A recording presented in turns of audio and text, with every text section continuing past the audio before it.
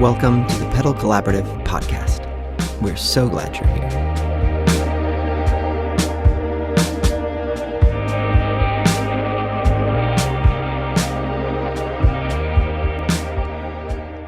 Well, hey, welcome to the Pedal Collaborative podcast. I am your co-host, Alan, and with my good friend, Paul, and we are here to talk about stuff. We are back with episode 4. We're carrying our ways down the signal path.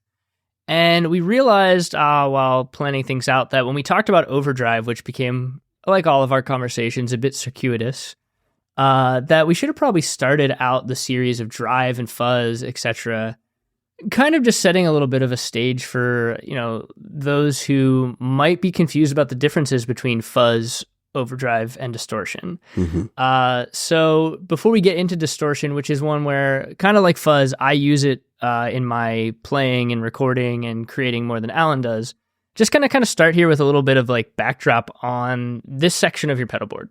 So Alan, Yes. What is the difference between these three? Oh, We got man. fuzz, we have overdrive, and distortion. So Yeah. what's the differences here? Well, okay, so I mean, in the most basic form of description, they are all a drive. They are all a clipping mechanism to your signal to kind of give you what we consider gain, and they do it in a lot of different ways. And I mean, to be honest, I'm not the most technically savvy on these sorts of things. So what I decided to do, as most of us do, is I pulled up an article and I found one on Perfect Circuit, which is a fantastic place to actually get pedals. They're known very well for synth, but their pedal selection is growing. So we'll make sure to put the article down below in the description here. But so overdrive, distortion, fuzz, they all work. They introduce clipping to the waveform of the signal. That's pretty much it.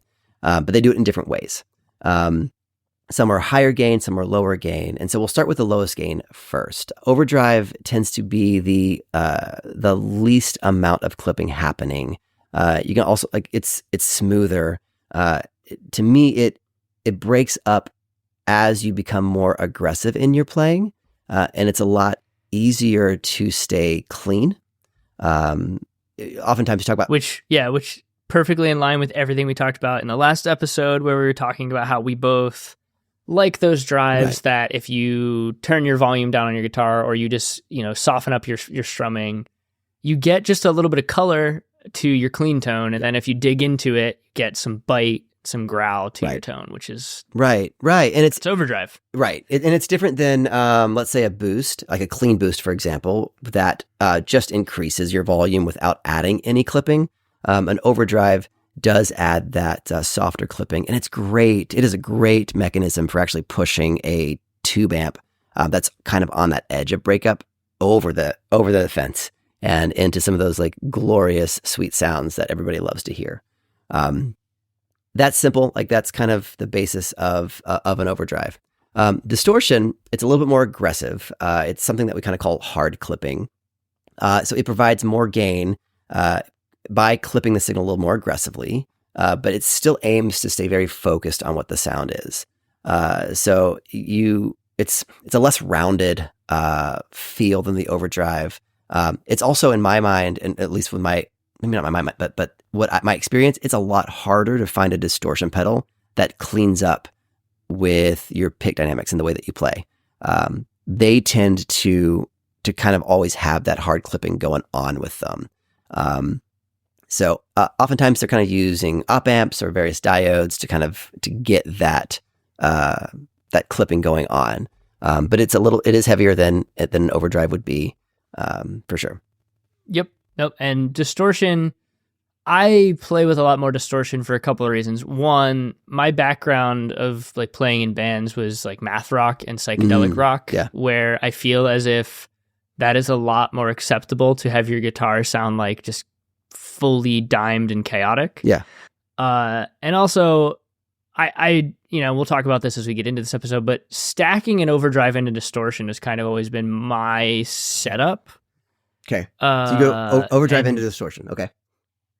Well, I will also sometimes go distortion to overdrive depending on what I'm trying to achieve. So we'll talk about that. Okay. That's the signal pathing within your drive section should probably be the bulk of this episode, I think, Yeah. at the end. Okay. Distortion though, that higher clipping, more like you're beyond creamy and you're into crunchy. Yes. Is I think to take the technical things you just said, for those who like the adjectives, we go from creamy to crunchy. So that's just I'm bringing the color commentary to today's episode. That's great. Yes. And so what do we have on fuzz? What's the fuzz at the end of the gnarliest of these settings? Yeah. here? So before I touch fuzz, let's just say that overdrive and distortion, their goal is to still have a more higher fidelity sound. You know what I mean? Like it's still meant to be pretty. So I mean that's a very bland term. But when you think about the opposite, fuzz by design, it is intended to sound like something is wrong. It is like, like maybe your speaker in your amp is blown, or, like you have a diode that's busted. Like it is meant to sound broken. And it does that, like, it uses like transistors that kind of give that lower fidelity sound. It adds harmonics to the signal as that waveform gets a little more squared. And so oftentimes you end up with like a sustained square sound by the end of your fuzz. Turning up. Yeah, and you'll notice too a lot of the great fuzzes out there completely change when you start getting higher registers on your guitar. So like when you're up in that 12th fret and higher, it's a completely different sound than if you are down a little bit lower. Yep. So it's, again, super hard clipping. It's meant to sound bad. I guess that is the best way of saying it is meant to sound bad. But like since the 60s when they came out, the guitarists and musicians everywhere have used that bad sound to sound good. Yep. And I use it liberally, as we talked about in the last episode, for ambient wall of sound stuff, but also honestly, fuzz for me gets its most use in scoring short films because oversaturating a synthesizer, but specifically for like searing leads on a synth, or even for kind of like rounding out a pad, that's where I use fuzz the most. And it becomes really, really fun to make really pristine synthesizers like a Prophet or my Hydrasynth sound really bad in a good, interesting, creative musical way. Well, I feel like when we're doing, when we're playing, like in whether it's, we're like recording on software or like on analog gear, we're always looking at the meter to make sure it's not going into the red. We're not wanting it to get to that overdriving the channel type thing. And I think that's indicative of overdrive and distortion. Like they're still able to get the sounds we want without going into the red. But I feel like fuzz is a way to push it past the red in terms of its sound, even though it technically isn't overloading the circuit or not. Sorry, the gain structure on that console or in that DAW. It's not overpowering it. It's just meant to sound like it is. Yeah. Yep. I think that's a good way to say that. Yeah. So yeah, I think that's basically overdrive to fuzz with distortion in the middle is your lower gains, your cleaner sounds to your just bad sounding square sounds that are just kind of all encompassing your signal.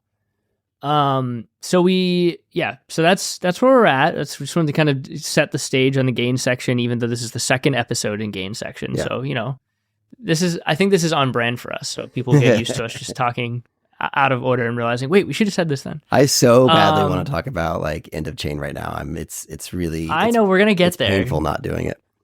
I know we'll get there, and but the reason we're starting with this stuff is it's like we talk about this, and then we could have like 70 episodes just about delay pedals. So we'll get there. Okay, I have a question for you. Like yes, you use distortion more than I do. I have two pedals that I've used and like. What about which I can talk about in a sec? But which distortion pedals do you like to use? Okay, so classically, my favorite classic one that I had was the Boss DS2 Turbo Distortion. I got that pedal, and we talked about this a little bit, maybe not on the podcast. We talked about this last week, but there are a lot of pedals that I have purchased over my life because I heard it used by someone I admired and wanted to sound like them. And then I discovered that didn't always equal the same gear, doesn't equal the same thing, with hands being the big factor, but also amps, guitars, etc. And most of the time, the sound engineer. If you're talking about playing live. Right. But the DS2, John Frusciante from the Red Hot Chili Peppers made that like really popular. Yeah. And he was one of those guys when I was first getting into playing that I was like, man, this guy is so cool. The way he plays is so unique, because it really is. And he's probably all of the musicians in the Red Hot Chili Peppers are good musicians, but he's got like a really unique guitar playing style. He has a bunch of weird solo music too that I like a lot. Yeah.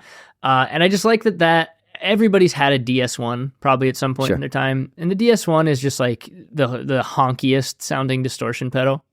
The DS2 having like the two different modes, like 1 and 2, it just gets so gnarled and allows like your lead tone to be like really, really, really present. Like if you're playing a guitar solo, it sits in the mix. It cuts through all your modulation pedals in a way that I really like that one. Nice. I've played a ton of different ones from like every manufacturer. The one I definitely don't like is the Rat. Okay. Doesn't work for me. Can't make a Rat work. It's like so nasally for the way I play. I've had like 3 different Rats. I even had one that was like the coveted, like, I forget what, it's like the white chip that goes in the like 80s ones. Sure. Okay.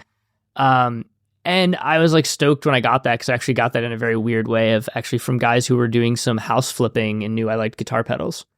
I paid $15 for that, sold it for $300. So, that was a cool one. But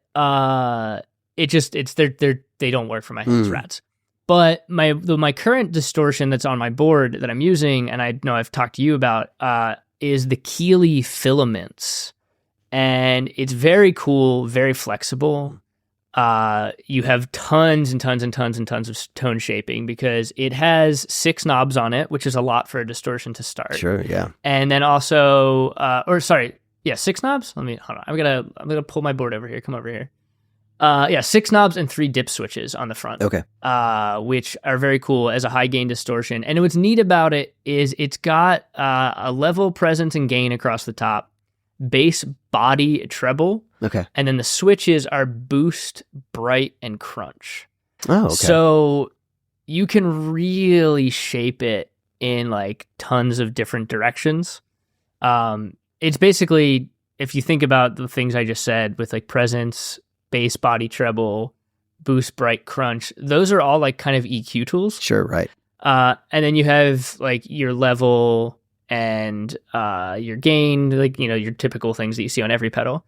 And what I like about it is at low settings, if you have the body and the gain down, it's just like a really creamy distortion, like almost like a dimed overdrive.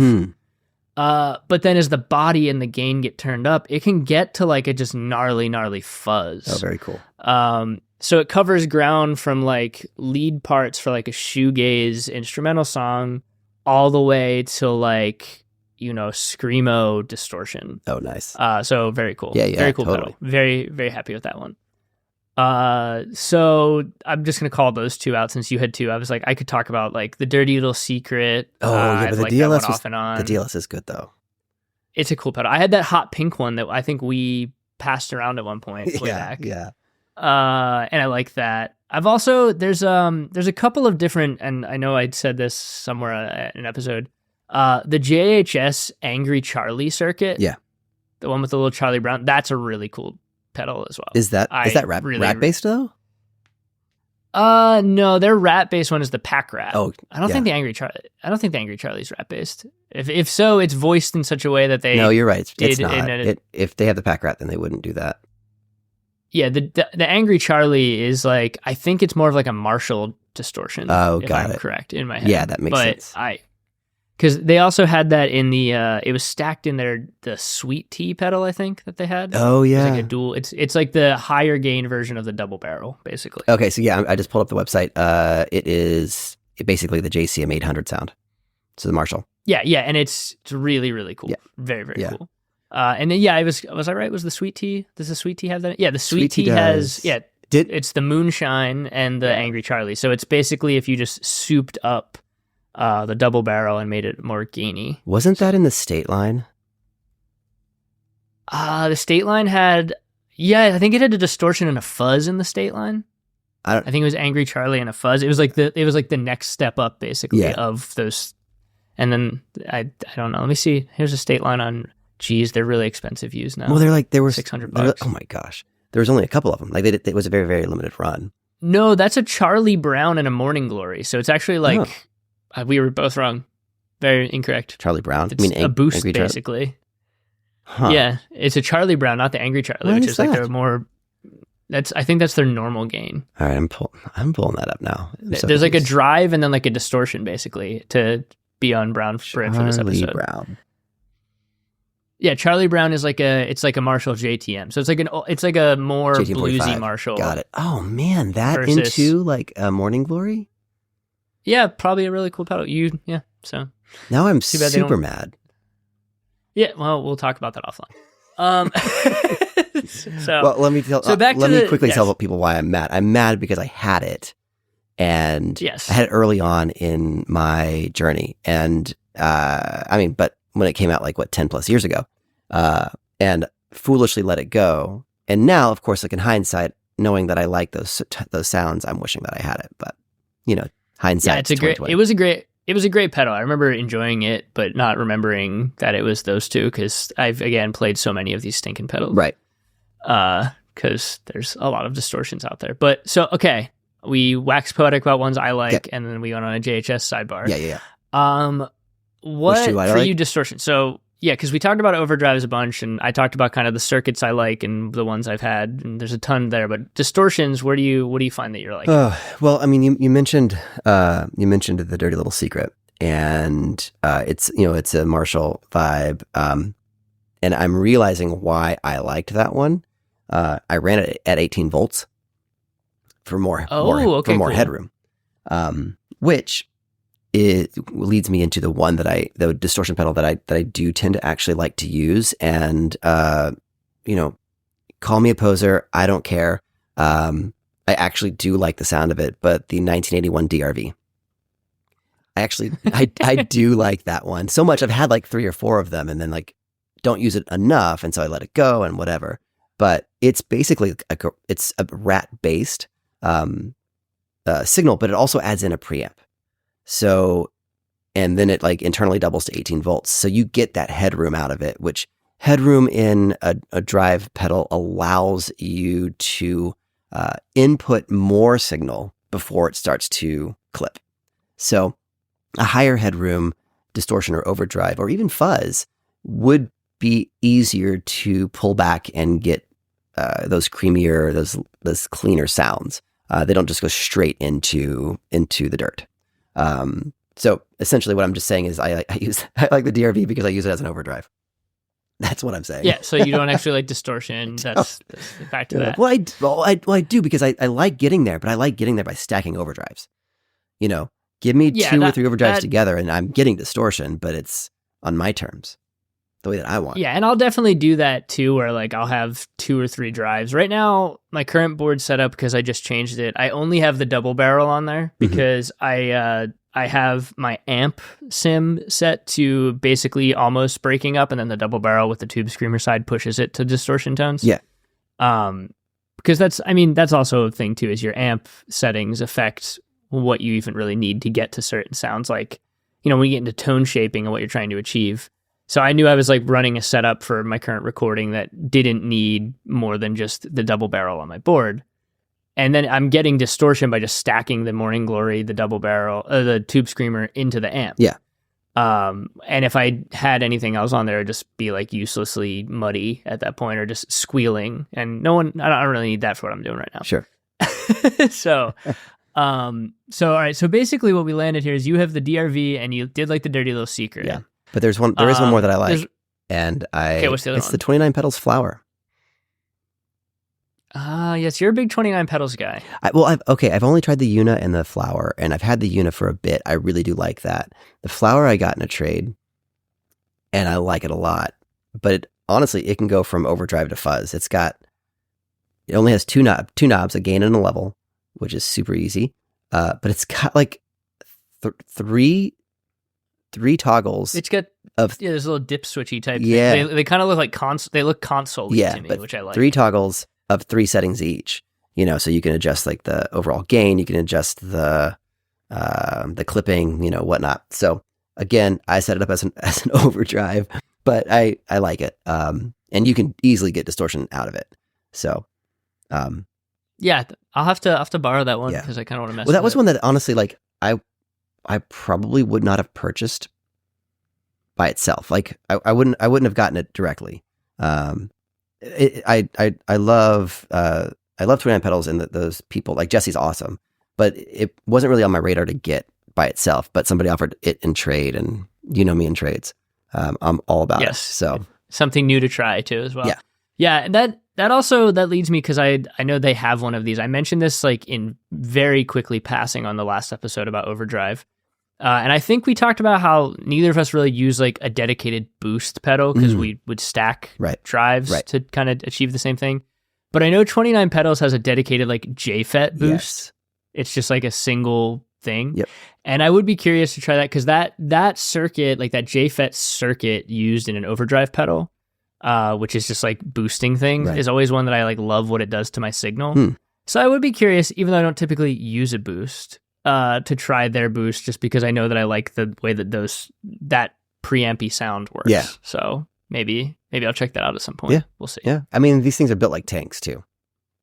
Yeah, I know they kind of look to me like I don't even know where they're from, because I California. only knew of them when you introduced them to me. They're from California. They look though like they were built in like Soviet Russia, the way they're built and designed, which appeals to me because I like the way the Soma Lab stuff works. Yeah, too, yeah. So. Hey, what I will say though about all the 29 pedal stuff, and we can get into power at another episode, but they can take. He has this thing called like whatever, like literally quote unquote whatever, and he's trademarked it.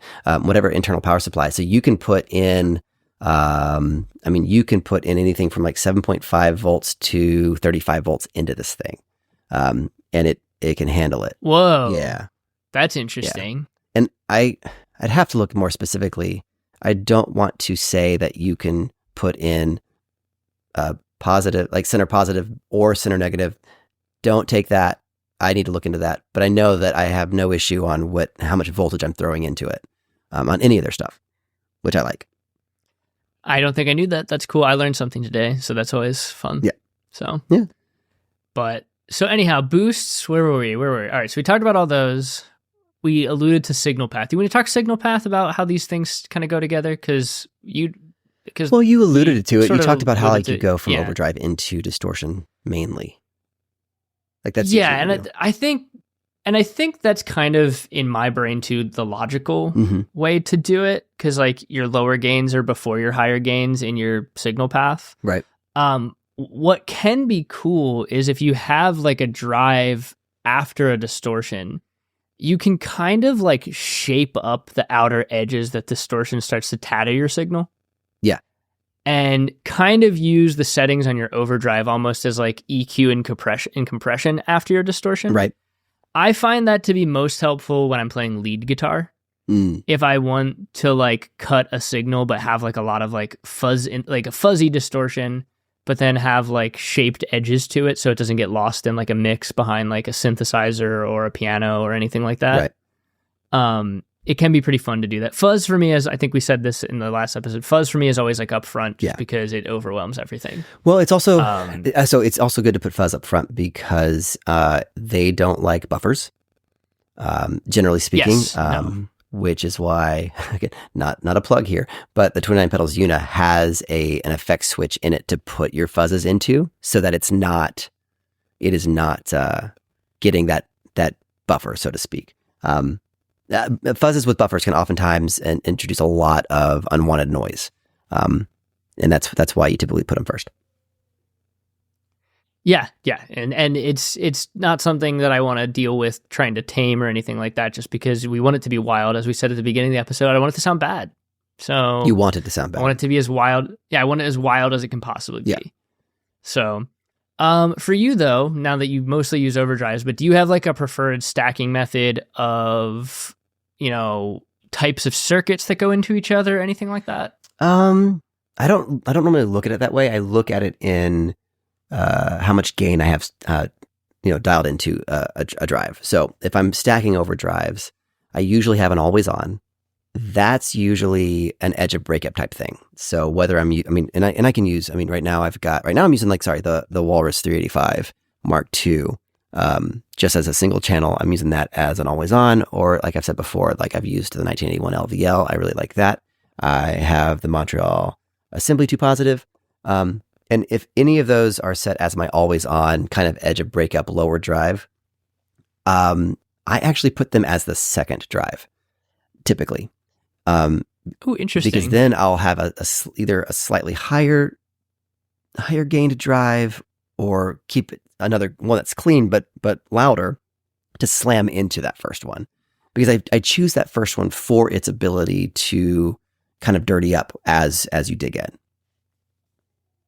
So that makes sense. Yeah, that makes sense to have then the second one, the gainier one, go into the cleaner one that's then breaking up further just by nature of turning on the other pedal. Yeah, but it's tricky though, because you have to watch how that affects your EQs of the pedals. So like if you have great example, the Tube Screamer, if you have that as like maybe you're always on, or like your first, like if I had it as my always on, Tube Screamers are notoriously high, like heavy mids. They have a heavy mid section, heavy not like as in terms of distorted, but a lot. Like there's like a big boost in the mid section, and that's done so you can like kind of cut through the mix.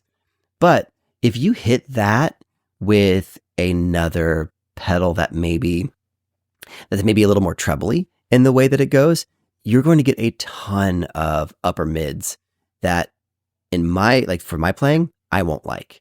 So I will want to make sure that I have whatever I'm slamming into my first, my always on overdrive, it kind of complements it with the way that it affects the EQ, not only on its own, but also into the other pedal.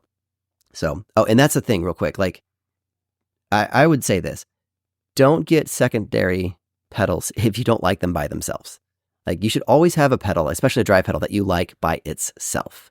If it only sounds good because it's going into something else, then that doesn't sound good. That is a really, really, really good, because I've definitely had pedals that I was like, oh, I love how this stacks, but I would never choose it in its own like isolation. Yeah.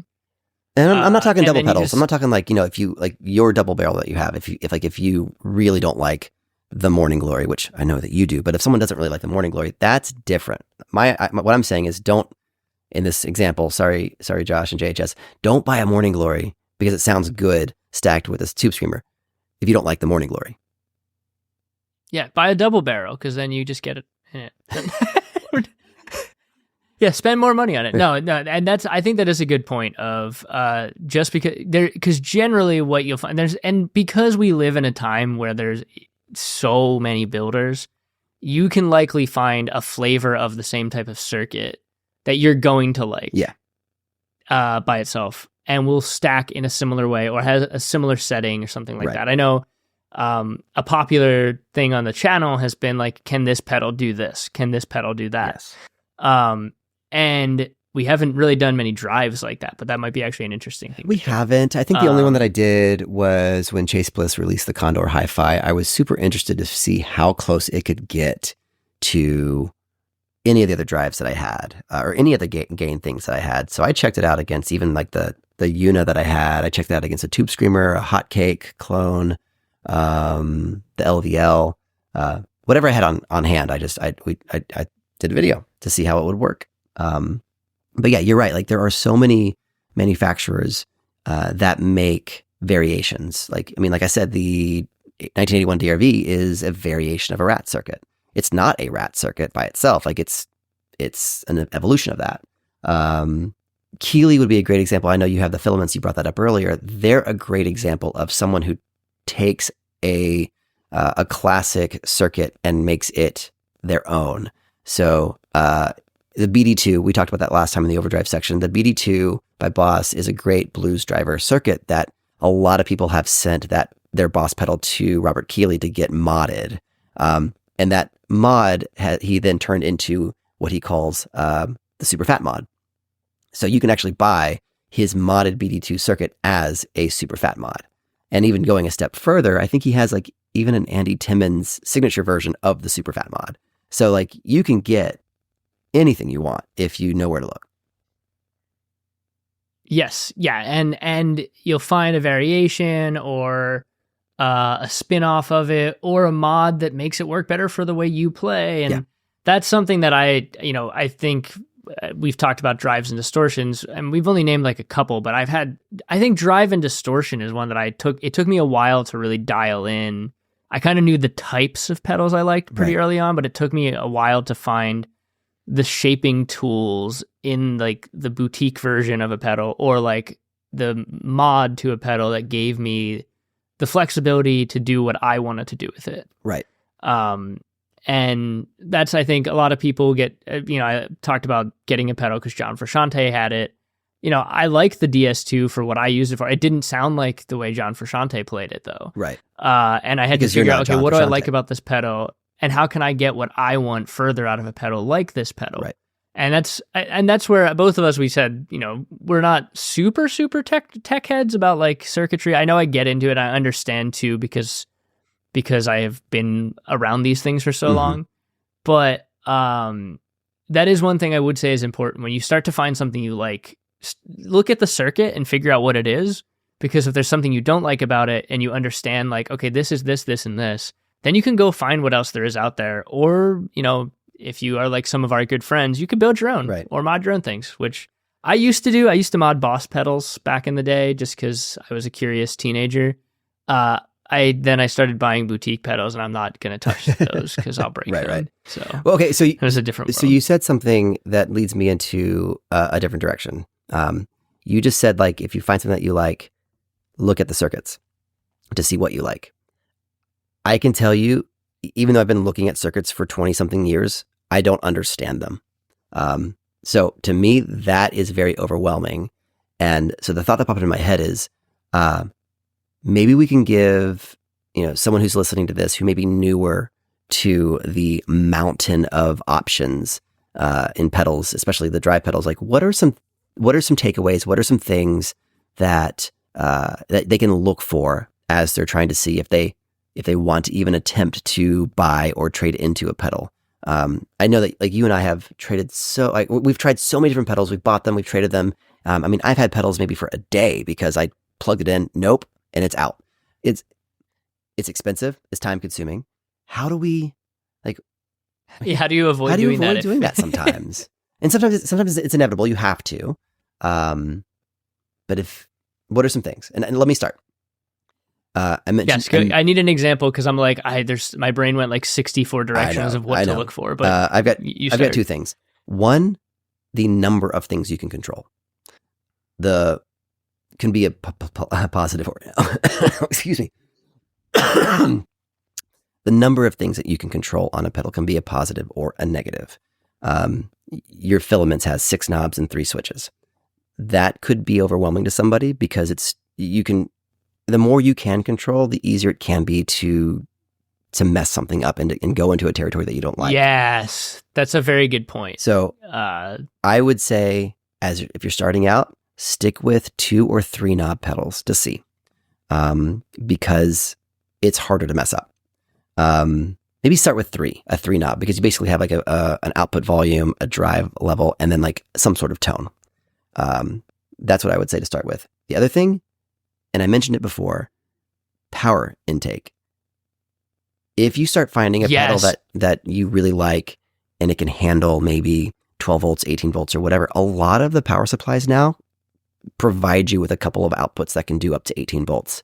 And it gives you that option of being able to get a different sound out of a pedal before you just decide that you don't like it. Last week we talked about the full tone, full drive. The 2, I don't like it in 9 volts, but I love it in 18 volts. And if I hadn't tried that, I would have just thought I didn't like that pedal. That's a really good point. That's like it's not something you can control per se, like your first point. It's the flexibility of the pedal. Yeah. I think, is like looking at your power flexibility is something that can take something from being like, okay, I think I like this, but I wish it just did this, which is usually that's where I am nowadays when I try out a pedal that I don't love. I'm like, oh man, I almost love this, but I just wish it had this. And I like look around and see if there's another thing that has that. Yeah. But power flexibility is one. I would also say on power, because I've seen this quite a bit on forums, just in passing, sometimes I've been engaged in this conversation. Pay attention to your power just when you're buying pedals to make sure you actually have the ability to power it in your setup. Okay, so you're referring not to the voltage, you're referring to the milliamps. Milliamps or center positive, Yes. center negative. I've seen an unfortunate amount of people starting out on their journey fry a really great pedal by accident. Yes. So I wanted to just a little PSA while you're buying and looking for stuff, just make sure that what you're buying fits with your power supply. Yes. Because I have actually never had that happen to me, fortunately, but I've had good friends fry whammy pedals, which is heartbreaking. I have seen a Strymon delay pedal just stop working, which is one of the most depressing things I've ever seen in my life. So I'm just throwing that PSA in here just because you mentioned power as far as flexibility. I just also want to mention, because we said what to look for. Yeah. Pay attention to what you're buying and how it fits in. Yeah. So specifically on the power front, I want to get a little, not technical, but I want to be very specific so that people know what they're need to watch out for. You mentioned one of them being the center pin being positive or negative. Do not mess with that. Double check. If you are using a standalone wall wart or plug, look on that to see what it says. If you do not know if it's center negative or center positive, do not try it. You will start to smell a burned component in your pedal, and that is bad. So that is definitively no, don't do it. Make sure the polarity, which is positive and negative, that matches the pedal and with the plug. Secondly, don't overpower your pedal. Some pedals can't take, let's say, 500 milliamps when they only need 3. And to be clear, like, it's okay if you go a little bit above. Actually, hold on. I think I may be wrong with this, Paul. Going above is okay. Going under is bad. Well, going under can be bad, but you can also get some good tones out of it. Like, well, in some pedals, I know. So my why this popped into my head is I've recently seen a trend line going around online. Okay. That a lot of folks have been having issues with their universal audio pedals dying. Oh, okay. And what I've kind of understood is I believe most of the pedal format I'm talking about is like the Dream, the Ruby, the Ox, bigger boxes, like that, like the bigger boxes ones. I believe they say they take 400 milliamps. I believe they say that. I have always had it plugged into the power supply I have that has 500 out, so it's fine. But what I was reading online from folks is that if you underpower it even a little bit, it'll kill the circuit, which is bad. And there was some issues with just like a lot of people burning them out. Yeah. And then somebody replied on a Reddit post about how, like, actually someone with a bit more of an engineering mind, that though the UA pedals state 400, they actually take like a little bit above, like cut above. Okay. So it's actually better to overpower those pedals because they suck more juice than they might say they do on the box. Okay. And while we're in an episode about overdrives and drives, fortunately, most drive pedals take like 10 milliamps. So any modern power supply, you will be beyond golden plugging it into a dedicated slot. You're not going to have to worry about this. Cool. You start to get into it with anything modulation and time-based where it's like, especially the bigger box pedals that we make nowadays, you're clearing 250 to 500 milliamps pretty easily. Yeah. I guess I actually said the wrong thing. I said milliamps. I was thinking voltage. Don't send too much voltage. So if that's bad too. If your pedal doesn't say that it can take 18 volts, don't try anything more than what it can take. But hey, I think that's actually probably a really good spot for us to take a pause. And we'll pick it up next time. What do you think? Yeah, that sounds good to me. I have some more thoughts on this that I want to talk about what to look for, but We can get into it as we get into, because this applies to all pedals, not just drives, Right. of what to look for. Right. So I'll get into mine are more general application questions. So Cool. Well, then this gives that sounds people, good. it leaves Well, them wanting. They're gonna come back like, what else? yeah, What else? I want to hear what Paul is going to say. I really care. But no, thank you all for listening. We'll catch you next week, and we're going to go, as Alan's just chomping at the bit to move on from drive and fuzz since he doesn't care about it as much as I do. And we're going to get into modulation, Nice. which is your choruses, your flangers, your vibratos, all of the fun things that sound warbly. Nice. All things warble. All things warble. That's coming next week. Let's do it. Can't wait. So, all right, have a good one all. All right, everybody.